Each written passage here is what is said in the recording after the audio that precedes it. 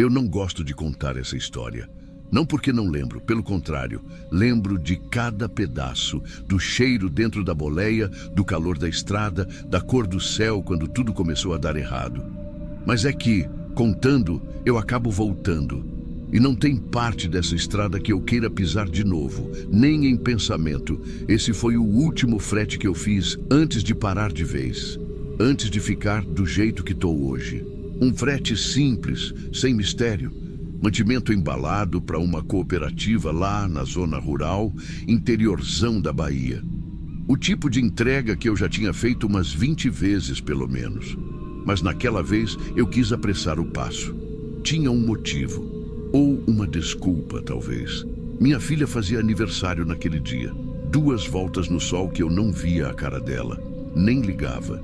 Nem sabia se ela ainda queria saber de mim. Mesmo assim, me deu na telha que se eu entregasse aquilo ligeiro, dava tempo de chegar até a cidade, comprar um bolo qualquer, encarar ela na porta. Falar, sei lá, alguma coisa, ou só ver. Peguei a estrada 301 no começo da tarde. É um trecho que pouca gente usa, cortando por fora de Seabra, subindo rumo a Canarana. Antigamente, tinha vila de assentamento, estação de trem, vida por ali. Hoje é só poeira, mato alto e poste sem fio. Sem sinal, sem sombra. Depois de uns 40 minutos rodando por aquele tapete de terra batida, vi um clarão no mato, um branco esquisito, meio fosco, refletindo o sol. Na mesma hora, um sujeito pulou na pista. Magro de doer, roupa velha, pele escura de sol e um olhar que até hoje não sei explicar. Não deu tempo de nada, nem de frear direito. A roda da frente pegou nele de lado e o caminhão sambou com o tranco. Quando consegui parar, o coração já estava disparado no peito como se tivesse apanhado. Desci. Achei que ia ver o pior, mas ele estava lá no chão contorcendo devagar, um tipo de movimento que não era nem dor nem agonia. Era outra coisa. Não tinha marca vermelha no chão, nenhuma. Só uma poeira escura, grudenta, em volta. E ele me olhava, com uma calma que não fazia sentido. Um olhar que atravessava tudo. Com a mão levantada, me esticou um cordão. Era de couro grosso, seco, com um negócio pendurado. Parecia um dente. Dente de gente. Eu travei. Não fui capaz de chegar perto. Só olhei. Depois olhei para o mato. Depois para o caminho. Depois para ele de novo. Aquilo me travou por dentro. E aí eu fiz o que não devia. Voltei para a cabine, liguei o motor. Fui embora. Não olhei para trás. Não sei se ele ficou lá, se arrastou, se sumiu. Mas depois disso a estrada começou a me engolir de um jeito diferente. O GPS, que eu nem estava usando muito, ligou sozinho. Começou a recalcular rota. E me jogava de novo para trás, de volta para o ponto do atropelo, toda hora. A voz dizendo recalculando, recalculando, até o som ficar esquisito, meio arrastado. E aí teve a música. O rádio virou sozinho e começou a tocar uma cantiga que eu só conhecia de um lugar, quando minha filha era pequena. Eu cantava aquilo baixinho para ela dormir no banco da boleia, quando a mãe dela largou a gente por uns meses. Era um negócio nosso e mais ninguém. Quando isso tocou, a minha mão tremia no volante. Juro que pensei que estava ficando doido, mas não era só isso. Quando parei num acostamento de terra para tentar respirar, abri o baú para conferir a carga e senti o cheiro. Um azedo forte, impossível de estar ali. Os enlatados ainda selados, mas com aquela gosma escura escorrendo por baixo de uma das caixas. Um cheiro de coisa apodrecida, mesmo sem ter nada aberto.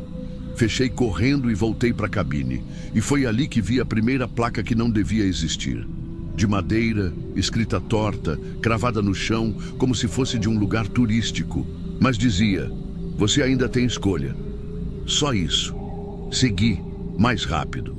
O pedal respondendo mal, o sol ficando baixo e eu passando pelo mesmo marco quilométrico 3 vezes. Eu contei.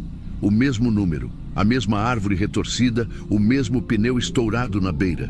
Tentei chamar no rádio, mas tudo que eu ouvia era a minha própria voz com atraso. Uma frase que eu nem lembrava de ter dito saindo ali, meio rouca, igual a quando eu conversava sozinho nas madrugadas dirigindo. Foi ali que comecei a entender. Eu não estava mais indo para lugar nenhum.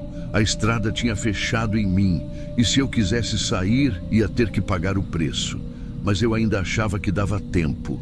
Tempo de entregar, tempo de pedir perdão, tempo de ver o rosto dela mais uma vez. E foi aí que, depois de mais 2 ou 3 curvas, eu vi as casas. As casas surgiram de repente, quase como se tivessem sido colocadas ali só para mim. Paredes de adobe, telhado de barro, umas cercas baixas apodrecidas. Tudo velho, parado, coberto de poeira. O tipo de lugar que parece ter sido esquecido até pelo vento, mas eu reconheci. Aquela era a Vila da Entrega. Mesmo com tudo largado daquele jeito, mesmo com nenhuma criança correndo, nenhuma senhora sentada à sombra, era ali. O nome na placa enferrujada era o mesmo que constava nos papéis. Parei o caminhão no canto da rua principal, desliguei o motor e fiquei ali dentro um tempo, não sei quanto, olhando para janelas fechadas, para o chão seco, sentindo que tinha alguma coisa me olhando de volta. Mas eu desci. Meus joelhos bambearam quando os pés encostaram no chão, como se o corpo já soubesse que não era para estar ali. Atravessei a rua devagar, com os papéis de entrega dobrados na mão. O baú eu nem abri. A carga, do jeito que estava, não era para mais ninguém. Mas alguma coisa me fazia seguir, como se aquela papelada ainda servisse para alguma coisa. A mercearia era uma casa simples, mas com a porta encostada e um sino que ainda balançava. Entrei e foi ali que o mundo entortou de vez. Ela estava lá, minha filha, mas não do jeito que eu lembrava dela na última vez que a vi. Cheia de raiva, dizendo que eu nunca aparecia quando ela precisava. Nem do jeito que eu imaginava que estivesse hoje. Mulher feita, com raiva talvez, ou com filhos pequenos me chamando de avô. Não, ela estava ali como quando tinha 12, 13 anos. Sentada atrás do balcão, com um lápis na mão e o cabelo preso igualzinho como usava na escola. Levantou os olhos devagar e me olhou com uma calma doída. Foi você quem escolheu, né, pai? A voz dela era a mesma, mas não batia com o lugar, nem com o tempo, nem com nada. Eu senti um estalo por dentro, um apagão seco, como se o corpo todo tivesse puxado o freio de mão de uma vez. O chão ficou mais perto, mais frio, mais distante. E eu caí. Acordei dias depois numa cama de hospital. Um quarto claro, com cheiro de desinfetante e janela com grade.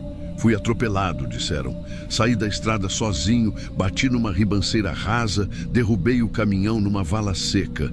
Os bombeiros me encontraram depois de 2 dias, desidratado, desacordado, com a perna imprensada sob o painel.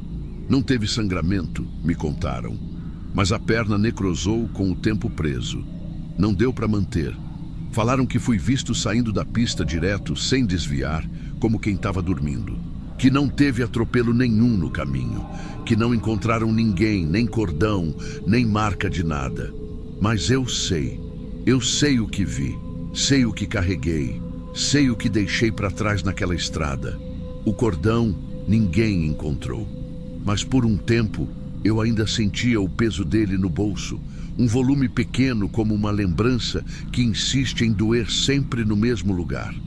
Depois ele sumiu, do bolso, da minha cabeça, mas não dos sonhos, porque o homem, aquele homem magro, com a roupa velha e o olhar que atravessava tudo, ele ainda volta.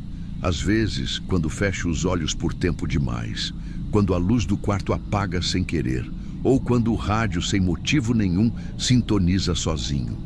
Ele aparece, com o mesmo silêncio, com o mesmo olhar, com a mão estendida, como quem ainda espera minha resposta.